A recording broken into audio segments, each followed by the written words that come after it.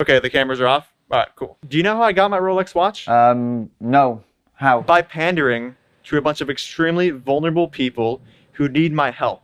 What I do is I give them very uncontroversial advice that has to do with looking within and changing their thoughts and all these little things.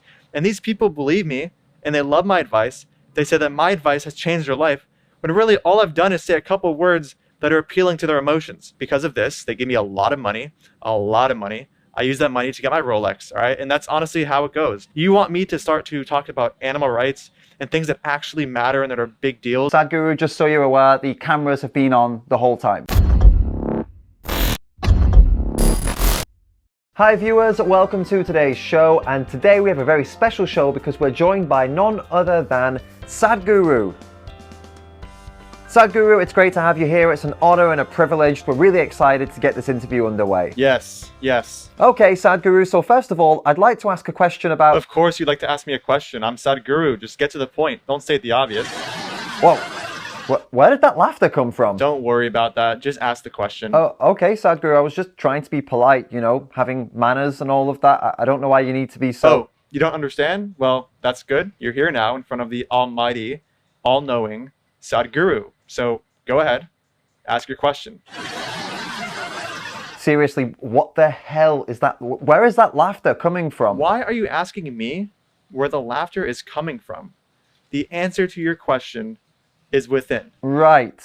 Well, anyway, my question is actually about ahimsa. You know, compassion and non-violence to all beings. Do you believe in that, Sadhguru? Yes. Obviously. And you agree that we shouldn't abuse animals, right? Can you ask any more obvious questions, man? Yes, of course. Can you please get to the point? Well, the dairy industry... Oh, let me guess. You're here to talk about the cows and the animals and how, you know, they're exploited and, you know, victim of cruelty when it comes to milk. Is that what you're here to talk about? Come on, dude. This stuff is comical at this point. I'm sorry, Sadhguru. I don't really see what's funny here. Dairy cows are forcibly impregnated, have their babies taken from them, and then are sent to slaughterhouses. It's not really something to laugh about. That's because the cow is our mother. What? We must do these things because the cow is our mother. We make cows slaves and abuse their bodies for milk because they are our mother. Exactly. It doesn't make any sense. I would never put my mother through that kind of cruelty, and no one else would. I mean... School is cruel. What? School is cruel, but we still send our kids to school. Life is cruel. We can't live in a world without cruelty. Understand? Okay, yeah, it is, but I thought your whole thing was trying to make the world a better place. Then you have misunderstood my purpose. What are you trying to do then? What I'm saying is that the world is a cruel place, and therefore we should continue to support slavery of cows and buffaloes and all these animals, because I am just so wise and I love my milk, and there's no way to really avoid cruelty. So because there's no way to really avoid all cruelty, we might as well maximize it with our commodity purchases. And by the way, I love milk. Did you just say that we should keep funding animal abuse because you like milk? Absolutely not. I would never say that. I'm pretty sure you did. You are mistaken, my child. Okay, what about meat then? Surely you think it's wrong to abuse and kill animals for their flesh? Yes. Oh, okay, we agree on something then. So people should stop eating meat, right? No. Huh? I've met some people who have chickens as pets. They love them and they care for them. And then the next day, they just murder and eat them. That's a sad story, but... Sad? It's hilarious. I mean, these people love their animals, but they love the way they taste so much that they decide to hang them upside down, slice them across the throat, and eat them. I mean, that's just hilarious, isn't it? I'm not really seeing the humor here, Sadhguru. Why are you laughing at people being violent to defenseless animals? I'm not laughing at the actual violence. I'm laughing at the fact that people claim to love these chickens, but then the next day they just decide to kill them and eat them. I mean, like, what kind of love is that, huh? I'm not really seeing the joke. Would you laugh at somebody who says that they love children and then goes and abuses children? Would you eat your pets? What does that have to do with my question? Would you eat your pets? No, of course not. Exactly. I don't understand what you're getting at here, and I don't really find any of this funny at all. Then you should drink milk. Plants have feelings. They do? Yes. They have no fully developed central nervous system, or no nerve endings at all, and no actual consciousness. But I read this paper from this guy that was definitely peer-reviewed on a blog site with no PhDs actually looking to look into the study, and he confirmed that because plants respond to stimuli with, you know, the production of chemicals and all these other things, they have to feel pain and they have to suffer. So, yeah, I mean, that just sounds like conclusive evidence to me. Okay, but that doesn't mean... Basically, what this means is that a plant can scream just like a chicken. So killing a chicken is the same thing as killing, you know, like grass or like a leaf or something like that. So, yeah, I mean, killing chickens and killing leaves is the same thing. All right, Sadhguru, what study claims this? Who is this guy, man? I mean, asking me for evidence to support my claims? Like, dude, come on, evidence? Dude, evidence is like so, you know, like 2020, man. Come on. Are you a guru or a comedian? I'm a human. I feel like rather than answering questions with logic and rationality, you're just looking for ways to please your audience by telling them what they want to hear, offering them pseudoscientific nonsense with a dash of comedy in the hopes that they won't look past it and just agree with what you have to say, using seemingly profound phrases and quotes along with the way you look and dress and act to create this kind of godlike status so people actually will see you as a god and treat you as a god, allowing you to brainwash them into thinking that everything you say is correct and that anybody who disagrees is wrong or simply doesn't understand or at worst is some kind of bigot. That sounds about right, doesn't it? Shut it down, please, shut this down.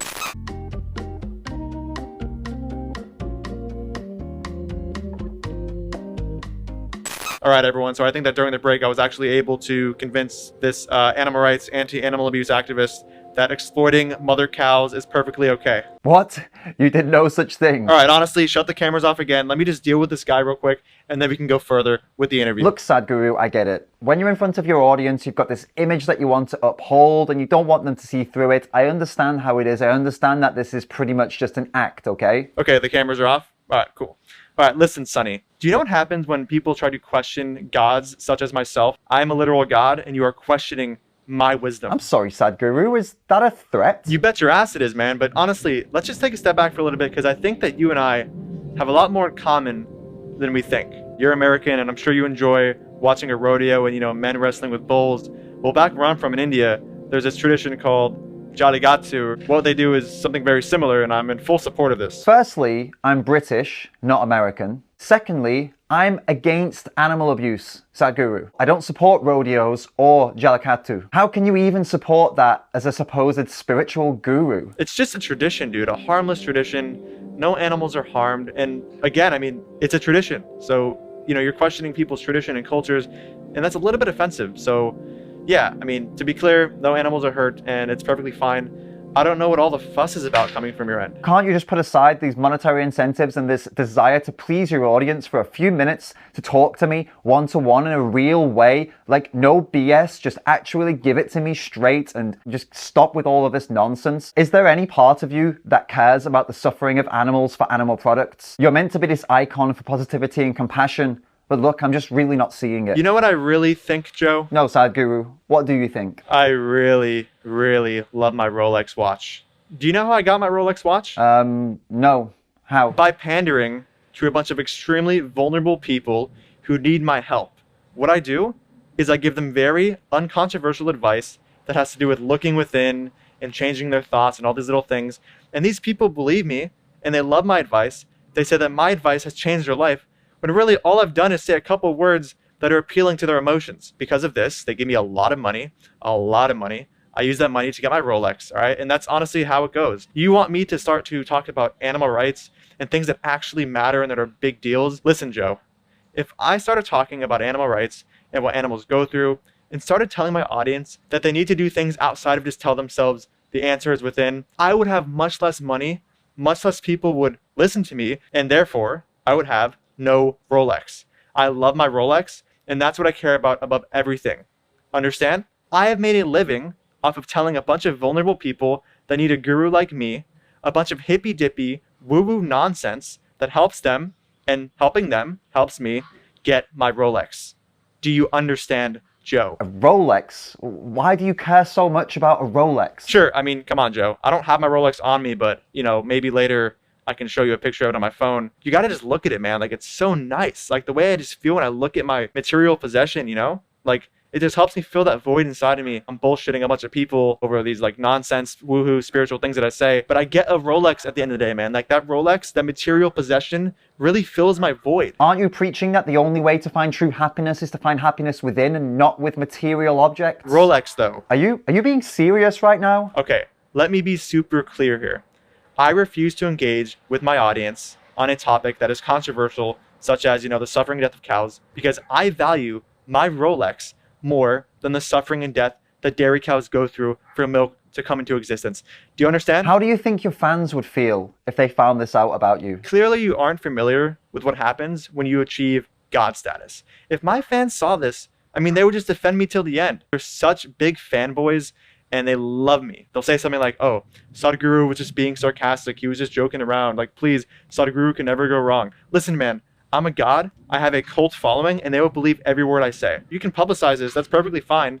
I'll be perfectly fine in the end because my fanboys will continue to just, worship me no matter what I do and defend me no matter what I do. Sounds to me like you've influenced thousands, if not millions of people to join a cult of which you are the cult leader. Joe, listen here. If me manipulating millions of vulnerable people to the point where I give them very basic advice, which in turn gives me a bunch of money, which in turn gives me a nice Rolex, then you can call me the richest cult leader in the world. I will happily wear that crown. So just to clarify, make sure I'm understanding this correctly. You're just trying to please your audience by avoiding discussing the important topics of veganism and animal suffering so you can continue to earn more money so you can buy more Rolexes and fancy things and expensive things that you really want. Is that, am I getting this right, Sadhguru? Plants feel pain, and I love my Rolex. What does plants feeling pain have to do with this conversation? Maybe if you were all-knowing like me, you would understand. Do you admit that the only reason you won't speak about these atrocities to your audience is because you want to continue earning more money and to keep pleasing them so they keep giving you money? Do you admit that?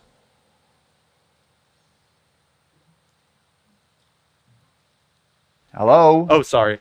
I was just meditating over the year 2021 and how I can't wait to scam all of my audience so that I can get another new Rolex. Okay, I think we have our answer. And Sadhguru, just so you're aware, the cameras have been on the whole time. Huh? Are they? Okay, if you're watching this, guys, this was all just sarcasm, all right? I don't have a Rolex. I don't care about Rolexes. Obviously, my teachings are incompatible with materialism. Like, why would I care about a Rolex over helping you guys and helping you increase your well-being? I'm an amazing guy, and everything you just heard was just sarcasm. I was just joking, guys. I'm just joking. I'm a jokester. I don't care about Rolexes and nothing. Come on, dude. You think I care about money? Guys, I care about your well-being, and that's it. Look, Sadhguru, you've finally been exposed for the fraud that you are, the fake guru that you are. I was acting, dude. Trust me, I'm all-knowing. I know that I was acting. You don't know that I was acting. You can't question your god. Cult leader. Sorry. Guru. You can't question your guru. So everything you just said was acting? Everything I do is acting. I'm just upholding an image, you see? You're literally exposing yourself again, Sadhguru. The cameras are still on. All right. You want to know why I'm not vegan?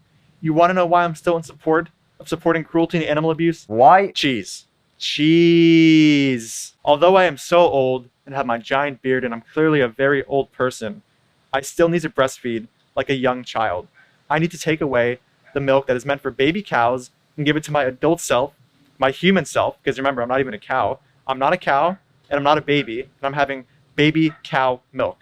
This makes a lot of sense, and the reason is because cheese and milk. Putting cheese on pizza is just amazing. When is the last time you had a good pizza, bro? Like, come on. Pizza, cheese, these things matter more than the suffering and death of sentient life. I love the way that my taste buds feel when I have cheese interacting with them. It's just simple, man. Like, cheese and my pleasure over the suffering and death of baby cows and mother cows and then being separated. I am just so full of wisdom and compassion and Rolexes and empathy. I'm just a great guy. I can't be stopped, and you will never convince my audience that I'm scamming them with bullshit advice that, anybody can take 5 seconds to realize. I cannot be stopped. Dude, even vegans don't get your weird, stupid wannabe sense of irony here. Who is your audience? Nobody gets these dumb jokes. Dude, even vegans don't get your weird, stupid